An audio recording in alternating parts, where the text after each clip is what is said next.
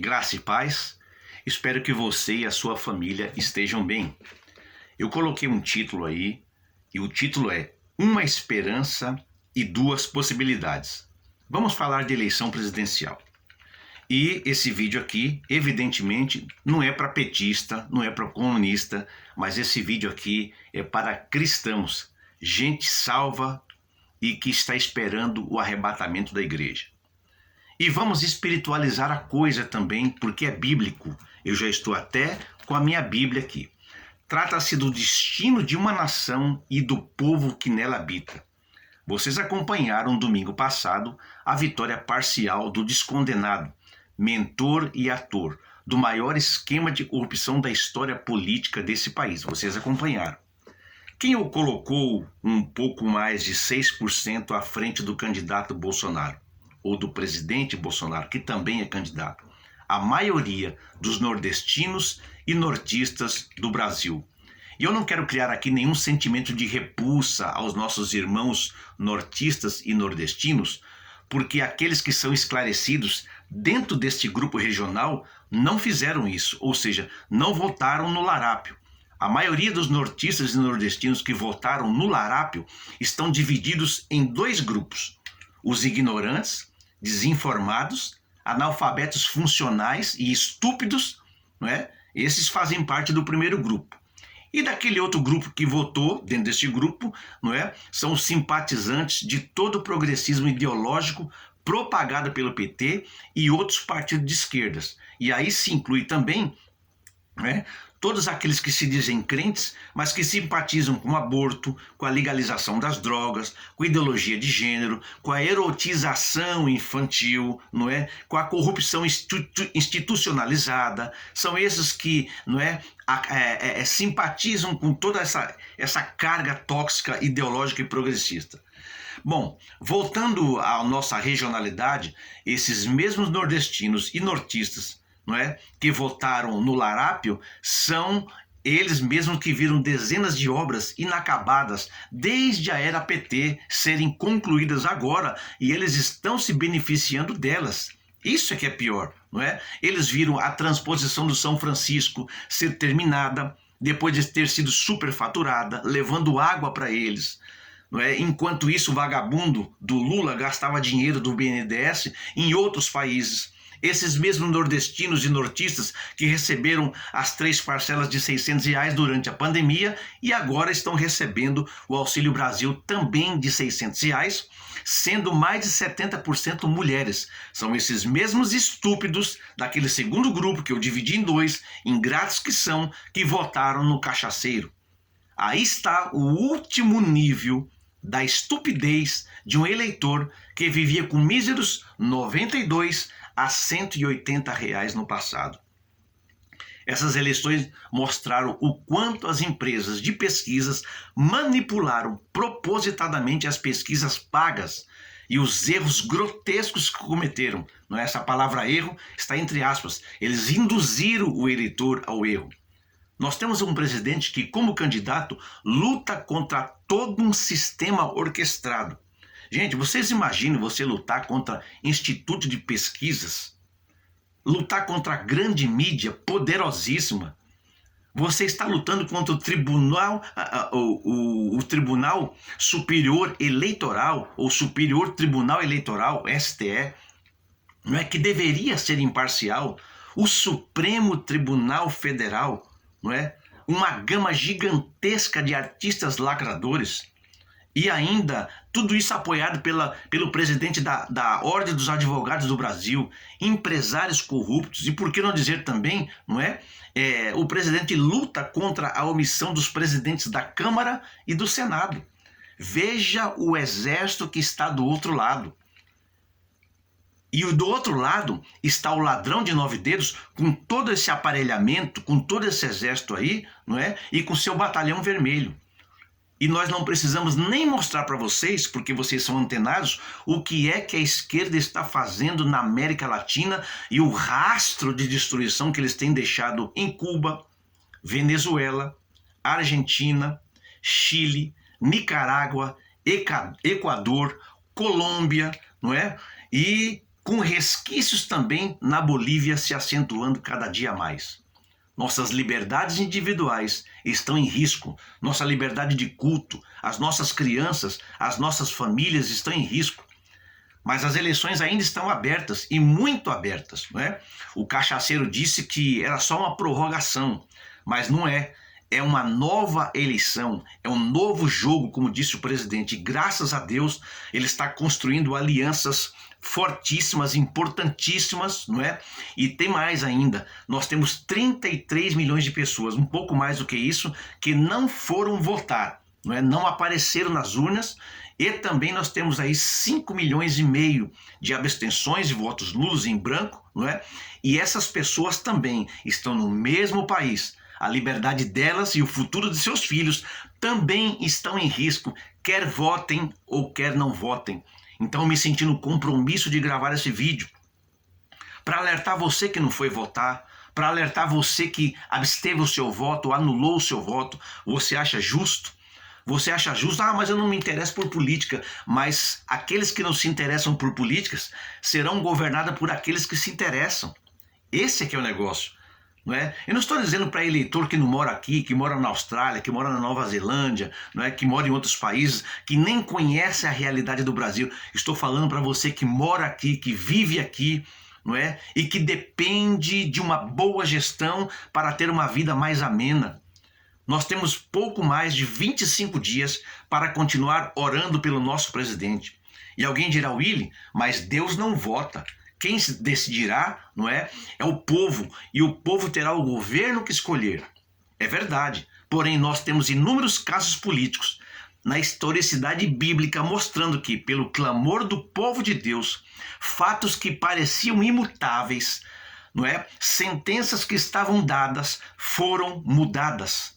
Cenas em que tiranos, déspotas, ditadores e assassinos corruptos controlavam foram alteradas pela súplica daqueles que se achavam impotentes diante da situação e estavam no mesmo contexto. Por isso que eu coloquei esse título, Uma Esperança e Duas Possibilidades. Vamos falar das possibilidades? Vamos imaginar que Lula, o ladrão, vença. Imagine a Avenida Paulista lotada de bandeiras da CUT, da CGT, do MST, do MTST, um mar de camisetas vermelhas, o cheiro de maconha no ar formando uma fumaceira nevoenta, o odor de urina contextualizado por palavras de ordem e a cobertura festiva da imprensa marrom. Ali estará o molusco discursando, contemplado pela alegria do crime organizado, especialmente o seu chefe, não é? Estarão lá comemorando os ladrões, o crime organizado, né? Os ladrões de celulares. Rouba o celular só para tomar uma cervejinha, não é? O movimento LGBTQIA+, todos comemorando. Os artistas lacradores se revezarão em um show até o raiar do dia. E após a festança, essa festança, essa comemoração, o rastro de sujeira e muito trabalho para a polícia será ignorado nos noticiários da mídia pró-Lula. Certamente o agradecimento espiritual do larápio será em algum terreiro de macumba, recebendo sua cachaça, o seu banho de pipoca, os seus passes, envolto na fumaça de incenso, não é? Na presença dos orixás. O inferno estará comemorando sua grande vitória. Valeu a pena ter sentado naquela cadeira, segurando o Zé Pilintra na mão direita enquanto recebia o seu passe. E o cidadão tem a cara de pau de dizer que ainda é cristão. Estaremos à mercê de tudo que lutamos contra e nosso futuro só Deus saberá. Esta é uma das possibilidades. A outra possibilidade é Deus ouvir as nossas orações e nos renovar a esperança, não é? Através de inúmeros relatos bíblicos que tem nas Escrituras. Mas eu quero citar pelo menos 3. No livro do Êxodo, capítulo 1, do versículo 8 ao 21, não é? Quando José estava governando o Egito, havia tranquilidade, havia paz, mas José faleceu. A Bíblia diz então que levantou-se um faraó que não conhecera a José. Vocês conhecem a história, não é? Levantou-se um novo rei sobre o Egito e ele não tinha conhecimento de José. E ele disse, não é? Eis que o povo dos filhos de Israel é muito mais poderoso do que nós. Eia, usemos sabiamente para com ele, para que não se multiplique. Pense bem, para que esse povo não se multiplique. E aconteça que, vindo guerra, ele também se ajunta com os nossos inimigos e peleje contra nós e suba da terra. E os egípcios, a Bíblia diz que puseram sobre eles, sobre quem? Sobre o povo de Deus, maiorais de tributos para os afligirem com as suas cargas. E edificaram a Faraó cidades de tesouros. Pitom e Ramessés estavam extorquindo o povo, achacando o povo, construindo cidades só para guardar tesouro, não é? Bens que eram tirados do povo. Mas a Bíblia também diz que quanto mais os afligiam, tanto mais se multiplicavam e tanto mais cresciam, de maneira que se enfadavam por causa dos filhos de Israel. Irmão, vamos trazer para o tempo de hoje? Quem é que está se enfadando de nós? Quem é que não suporta a gente? Quem é? Olhe para o nosso contexto, é similar. A igreja também é poderosa e está crescendo a cada dia mais. Nosso povo está se multiplicando cada dia mais. E essa gente que tenta eleger esse agente de Satanás está enfadada de nós. Eles não nos suportam, eles não suportam os crentes, a família, os nossos valores. Quantos mais nos afligem com a possibilidade de aprovação do aborto, da liberação das drogas, da ideologia de gênero, da institucionalização das invasões de terra, mais nosso povo vai crescendo contra. Padres e pastores católicos e evangélicos estão juntos contra a possibilidade desse faraó vir ao poder. Mas a Bíblia diz que Deus interviu na história a partir de Êxodo capítulo 5, não é? Por causa do clamor do povo. E alguns milagres aconteceram, coisas sobrenaturais, e o povo foi liberto. Agora vamos para outro contexto. Rainha Esther em Suzã. Havia um decreto contra o povo de Deus e o rei não poderia mais voltar atrás. Ele foi induzido por Amã de forma caluniosa. Não havia mais jeito. E o povo, embora em menor número, não é? E menos preparado belicamente, resistiu à matança que estava destinada a eles, não é? Estava decretada contra eles e derrotou aquela grande maioria. A Bíblia diz que Amã foi enforcado, Esther foi honrada, não é? E o povo de Deus teve paz. Humanamente falando, não havia mais jeito, já estava tudo certo. Mas, irmãos, o povo de Deus foi vencedor. Agora vamos para um ponto principal aqui. Está em 2 Crônicas, capítulo de número 32. 2 Crônicas, capítulo de número 32. Vamos dar uma olhada aqui na palavra de Deus, não é? Você se lembra que, quem já leu a Bíblia e esta passagem, que o rei Senaqueribe, não é? Ele cercou a Judá. Que poder tinha aquela pequena cidade contra um comandante que já tinha conquistado diversas terras ao seu redor, não é? E ele contava com um exército poderoso, implacável, que promovia massacre por onde passava. Senaqueribe estava vindo, já cantava vitória antecipada. Vocês viram que na Avenida Paulista a turma dos vermelhinhos já estava tudo reunida, já estava tudo preparado para eles comemorarem? O Instituto de Pesquisa, o antigo IBOP, agora chamado de IPEC, já tinha dado 51%. Tudo pesquisa paga. Já estava tudo certo. Vocês viram eles comemorando, entre aspas, lá dizendo, não, é só uma prorrogação, mas eu vou ganhar. Mas vocês viram que as palavras estavam incoerentes com o semblante, não é? Aquele sorriso amarelo, já estava tudo preparado, não é? Assim também estava dizendo Senaqueribe. E alguém no capítulo 7 do versículo 32 disse assim, não é? Sede fortes e corajosos, dizendo para o povo, não temais, nem vos assusteis por causa do rei da Síria, nem por causa de toda a multidão que está com ele, porque há um conosco maior do que o que está com ele.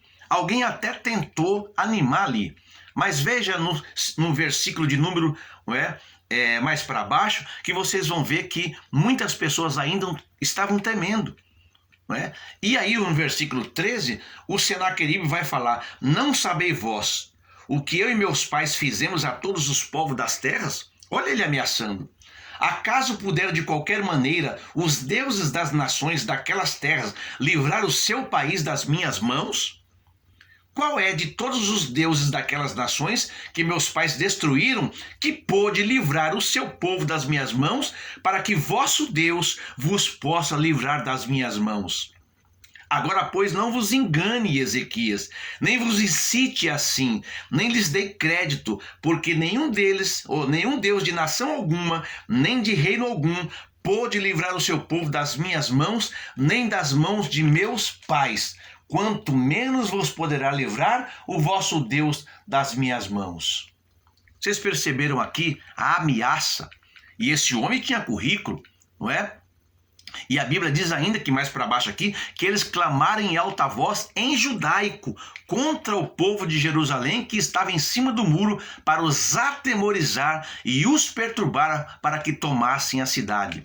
Judá, meus amados irmãos, seria mais uma de tantas outras que seria massacrada. Senaqueribe passaria sobre ela como um rolo compressor. Não parece com hoje? O adversário não tem todo o aparelho midiático, jurídico e artístico e progressista com ele? O que é que se pode fazer numa situação dessa? E o que foi feito nos exemplos anteriores que eu dei e também nesta passagem que eu estou lendo para vocês aqui? Vejam o versículo 20 do capítulo de número 32. Está dizendo assim: porém o rei Ezequias e Isaías, o profeta, filho de Amós, oraram por causa disso e clamaram ao céu. Vocês prestaram atenção? Eles oraram e clamaram ao céu. Meus amados, não é tempo de medo ou de covardia. Quem sabe seja uma estratégia divina para que a igreja ore mais, clame mais e se achegue a Ele pelas nossas famílias, pelos nossos filhos, pelos nossos valores. Estes poucos mais de 25 dias são tempos para ficarmos menos tempo debatendo na internet e fazermos o que como igreja nós sabemos fazer, que é orar e clamar. Qual foi o resultado daquele contexto de Senaqueribe contra Judá?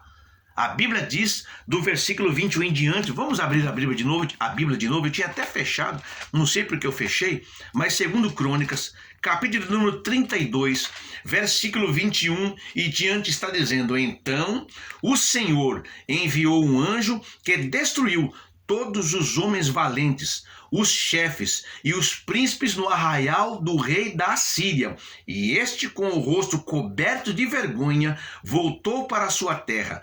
Tendo ele entrado na casa de seu Deus, os seus próprios filhos ali o mataram à espada. Amados, este mesmo Deus desta história é o Deus de hoje. Seus ouvidos não estão agravados para que não possa ouvir. O seu braço não está encolhido para que não possa abençoar. Nós temos o Senhor do nosso lado, não é? Então, amados, quem sabe o nosso Deus poderá mostrar desta vez que é maior do que o Deus a quem um corrupto tomou seu passe lá no terreiro. Quem sabe veremos uma intervenção divina na história deste país jamais vista. Nós podemos ver o nosso Deus, não é? Destruir as palavras daquele satanista que disse que eles fizeram todo um trabalho luciferiano para que, não é, o larápio pudesse ganhar.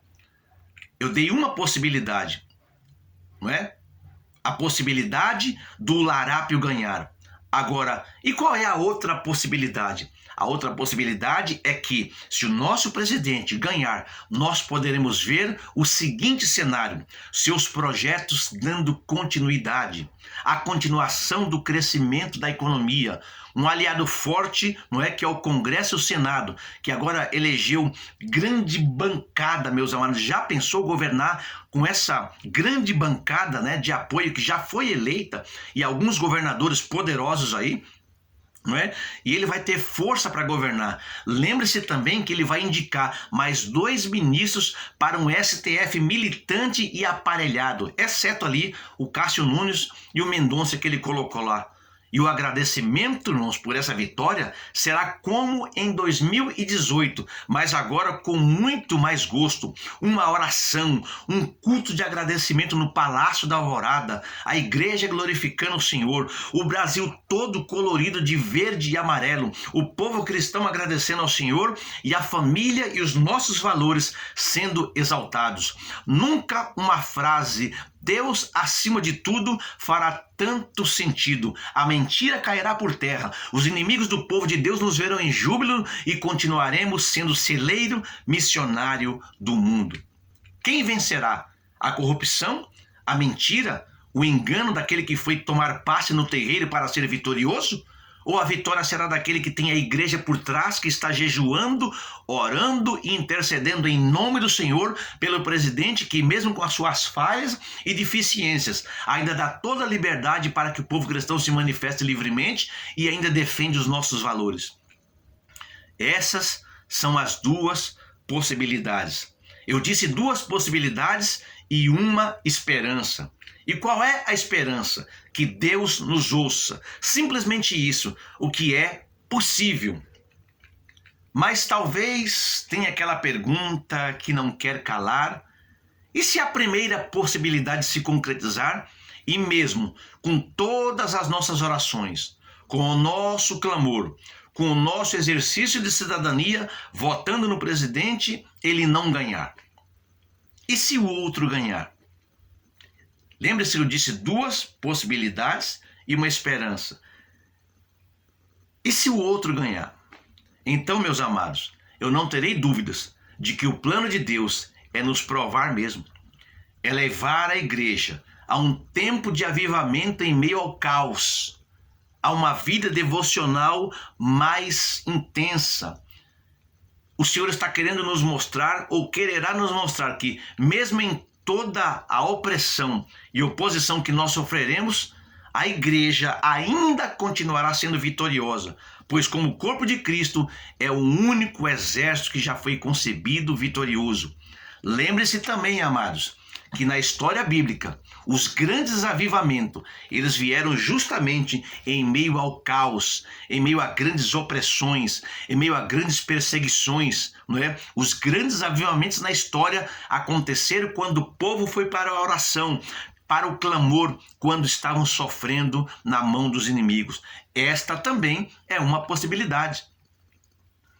Não sabemos qual é a vontade de Deus, que é soberana, mas sabemos que a oração e o clamor podem interferir para que Deus haja em nosso favor. E sabemos também que quando na terra não couber mais a igreja, o Senhor nos tirará daqui. Essa é a nossa maior esperança e esta esperança nunca morre. Vamos fazer o que sabemos fazer: orar e clamar. O bandido continuará recebendo os seus passes nos terreiros e as suas unções com ervas e incenso. E nós, do nosso lado, continuaremos invocando o Senhor dos Exércitos. Você sabe orar? Então discuta menos, debata menos e ore mais. E a igreja sempre seguirá vitoriosa. Amém?